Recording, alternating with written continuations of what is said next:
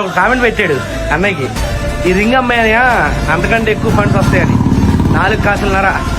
అన్నయ్య తీసుకున్న నిర్ణయానికి మైండ్ పోతుంది. అనయా ఏంటి ఫిక్స్ అయిపోయి అమ్మేద్దామని? అంతే ఫిక్స్ అయింది.